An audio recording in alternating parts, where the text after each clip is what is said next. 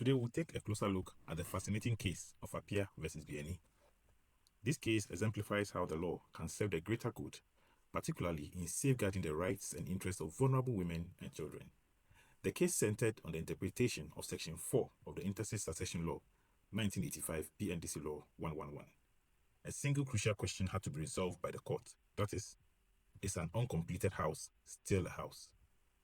Joseph Kwame APPIAH died interstate, leaving behind his widow, Rose Lily APPIAH, their 3 children, and an uncompleted storey building at the lintel level.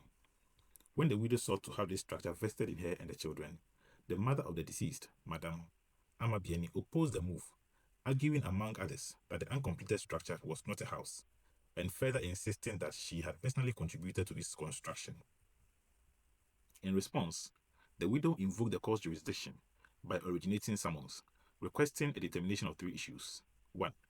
Whether upon the true construction of Section 4 of PNDC Law 111, an uncompleted house is a house. 2.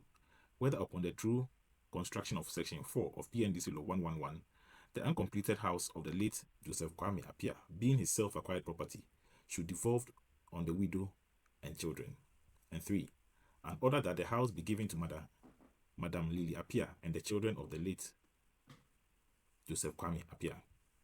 Section 4 of the Interstate Succession Law, 1985 PNDC Law 111, provided that where the estate includes only one house, the surviving spouse or the child or both of them is or are entitled to that house, and where it devolves to both the spouse and the child, they shall hold it as tenants in common. But here, the law offered no definition of what exactly constituted a house. The court began with the literal rule, indicating that a house ordinarily is a building meant for dwelling, a structure with walls, windows, and a roof. Under such a strict interpretation, an uncompleted building would fall short, but the judge refused to allow a narrow reading to frustrate the purpose of the law, invoking the well-known purposive approach as articulated by Denning L.J. in Seaford Court Estate vs. Asher, and later in Northman vs. Barnett London Borough Council. The court emphasized that the legislation must be interpreted in a manner that advances the intent of Parliament, not in a way that produces hardship or absurdity. Justice Luther noted the clear legislative purpose behind PNDC Law 111. 1. To protect the surviving spouse and children. 2. To provide them not only a home, but a meaningful portion of the deceased estate. And 3. To shield them from destitution. Restricting house only to completed habitable structures would undermine the purpose. Thus, the court held that any building intended for occupation, completed or not, is a house under the law. The judge further clarified that a house includes both residential and commercial structures. Having resolved the interpretation issue, the court turned to the question of ownership. Did the mother of the deceased truly contribute 500,000 cedis towards the building, making it a family property? Her evidence faltered. There were no receipts, no documentation, and significant inconsistencies in her testimony. She had not visited the site during construction, did not know the contractor, nor how materials were procured.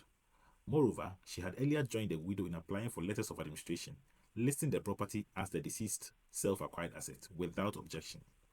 The court found her claims unreliable. The building was indeed a self-acquired property of the deceased. In the end, the court reached 3 clear conclusions. 1. An uncompleted house is a house under Section 4 of PNDC Law 111. 2. The uncompleted building in question was the self-acquired property of the deceased and therefore must devolve upon the widow and children. And 3. An order was made vesting the said property in the plaintiff and the 3 children. Follow the Legal Vote Ghana for up-to-date, relevant, and crisp legal education.